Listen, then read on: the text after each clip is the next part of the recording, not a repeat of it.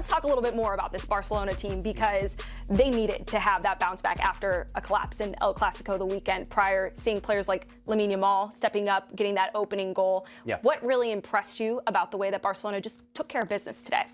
Yeah, I mean, this wasn't an easy game, and let's not forget that your opponent actually had more possession of the ball in this game as well. So we have to understand that there were also leaks that allowed the opportunities against them, but the quality offensively. Every single offensive-minded player for Barcelona had something to say in this game, whether it be a goal or whether it be an assist. I think Hansi Flick is very calm. I understand that Barcelona have got a very long and difficult season, and at some point you've got to prioritise one or the other. You've got to really prioritise, in my personal opinion, if you're Barcelona, Champions League or La Liga. Now, La Liga, I think for them was pretty much easy for them last campaign. This season, I think Hansi Flick is prioritising the Champions League, and he's doing everything in his power to make sure the team is healthy and basically got a tactical setup to go have success in that competition. But this was a very, very good performance. I give Elche a lot of credit. They obviously had more possession than Barcelona in the game. It doesn't lie. They had 9 shots, which was ridiculous, managing to strike the post a couple of times. Yeah. They caused some problems. But Barca had impact from Rashford, from Lopez, from Lamine Yamal, and from Ferran Torres. All your offensive-minded players having an impact in the game makes life a lot easier for Hansi Flick this week as you obviously prepare for a Champions League week. Yeah, but Barcelona, with the way that they play, I mean, Elche did have some opportunities, so it's not to say that that 3-1 scoreline, that it was all that comfortable for Barcelona, and that those conceded goals have just been an issue. But let's talk about one of the positives, and that is Marcus Rashford, who is just continuing his excellent campaign with Barcelona. He needed a fresh scene. He needed a change of pace, and he's found it here. I mean, just look at these numbers. 14 matches, 6 goals, 5 assists on 3 XG. That's tied most with Torres and Lopez. I mean, what is it, Ian, that you've seen that's been so different about Rashford's game now with Barcelona? While this is up there, I'm going to put it into perspective. This is the most goal involvements of any La Liga player across all competitions since the beginning of August, okay? Wow. Marcus Rashford got 11 right there. You can clearly see it. Who's had more than that? Only Julian Alvarez with 12, 8 goals and 4 assists, and Kylian Mbappe with 18 goals and 2 assists have had more than this guy right here, Marcus Rashford. So that tells you the impact. Now, sometimes a change of scenery helps you. I think sometimes a change of coach. Hansi Flick is excellent in dealing with personnel, understanding human beings and making sure mentally you can connect. It's so important for chemistry, for the chemistry of the locker room. If you want to win a championship and compete for multiple trophies, you need to have every single player buying into what you're selling.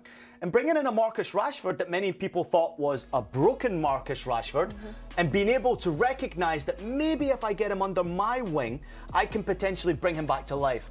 And by the way, he is flourishing because of it. If you give him trust, if you give Marcus Rashford the opportunity to show you in return that faith that you've shown in him, he will provide for you. I think he's a better player with better players around him. That's what I'm going to leave it at.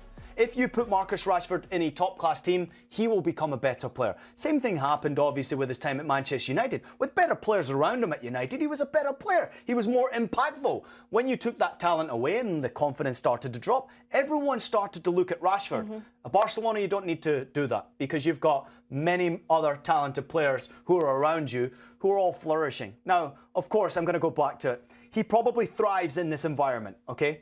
Because you've got a Marcus Rashford who came through a fabulous academy, the great Manchester United academy. If you look at this Barcelona squad, 12 of the squad came through La Masia. So there's a unity there. And that's something that Marcus Rashford is used to, having young players buying into what the coach and the club are selling them. All he needed to do was just simply fit in, and he's made it look absolutely wonderful. And in many ways, he makes Barcelona And it's better. not always an easy thing, though. I mean, it's still a different club, a different culture, different tactics, style, different players, language. All of those things have to be considered. So based on what you've seen so far, I mean, what is the ceiling for Marcus Rashford? I love the point that you make, too, about maybe not having as much of that pressure on his shoulders. He looks like he's just playing free and having fun. And so it's like he's always been in there somewhere. They just had to find the right environment for him. Also the right position, right? Because at times at United he was playing as a centre forward and he was playing out of position. He didn't want to play there. He wanted to play on the wing. He's better on the wing for Barcelona, but he can move in multiple positions. He can back up Lewandowski. He can play as a wide player. He can drop in as a number 10. And basically they're asking Marcus Rashford to do what he wants to do and what he loves doing best, and that's get possession of the ball and create opportunities. There was one instance though, and that actually tells me the respect he's got from within this group. De Jong had made an unbelievable run through the middle. and Rashford selfishly was looking to go to goal for himself.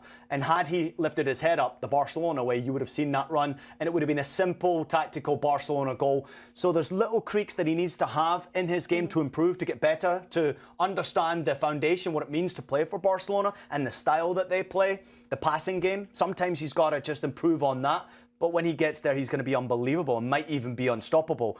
This has been a great move for player. It's been a great move for club so far. Both are helping each other out improve, I think. Yeah, well, the goal scoring has been far from the problem for Barcelona. All of their issues have really, Ian, been on defense. And you said that for Hansi Flick, the focus is going to be on going the distance in Champions League. That's going to be the priority. Going to be really tough if you're giving up goals at the rate that Barcelona are to go the distance when you're going to inevitably face teams like Arsenal, like Bayern Munich. I mean, in this current iteration of Barcelona, with how they play, do you see them being able to go all the way in Champions League playing with this high line? I mean, the high line is very suspect, and I think it's been found out in the Champions League, and I also think that Barcelona will continue to improve as the Champions League goes on. They'll get better and better. They've conceded 13 goals already, which is more than Real Madrid, and it's more than Villarreal, and it's more than Atleti, and it's more than Betis, and it's the same as Espanyol. So it tells you they've got defensive problems right there, but they will get better. They've been unhealthy slightly defensively. Obviously, the goalkeeper has been a big issue. They brought in a new goalkeeper to help improve them. Now they've gone back to Chesney because of injury issues, but I do think that Barcelona will be okay. I think they prioritise what they do in the Champions League more than they do La Liga. I think Hansi Flick knows exactly what he's doing in the Champions League. He's got a big game coming up against Club Brugge where you have to get the result. I know they've been obviously tested. The last game against Olympiacos, not so much, but the home game against PSG, they let themselves down, and that high line again caught them out. But I think that this 11 plus the bench, as I mentioned already before, so many products from La Masia coming through the ranks. They're actually fortunate to be able to have the amount of talent that they've got. The financial restraint that they've got, the squad is ridiculously talented. Hansi Flick, no danger to dealing with world-class youth talent, no danger to dealing with world-class experienced talent. He is the perfect example of a leader, and a club like Barcelona needs him at this time. But my oh my, doesn't it help when you've got players like Lamine Yamal running around and doing business. I mean, they're just so good, so dangerous. Fermin Lopez, what an impact he has had. And Ferran Torres, happy for him scoring goals. It's 50 for Barcelona today. Incredible stuff. Well, speaking of Lamine Yamal, yeah, he's running around, make the club look good on and off the pitch. He's like a huge marketing tool for them as well, in addition to what he does on the field. And we were talking earlier just about how different of an environment it is now for managers having to manage players beyond just being a player for that club. It's almost like we've seen a shift where some of these guys, their name alone is, in a way, not bigger than the club itself, but challenges that. And it's kind of a different environment. And Lamine Yamal is a perfect prime example where this guy is always capturing the headlines. It's like bad press, good press, either way, everyone's always talking about him. And then as a result, talking about Barcelona. What kind of challenge do you see that creating for a manager like Hansi Flick, who you think can handle it well, but managers across the board? Yeah, great question. I mean, let's first and foremost point out the fact that this guy is unbelievable. 17 goals in 80 La Liga matches, which is absolutely insane. Across Europe's top 5 European leagues, only Kylian Mbappe, he scored 23 before turning 19 across Europe's first 5 leagues, or top 5 European leagues. The statistics are there. The talent is there.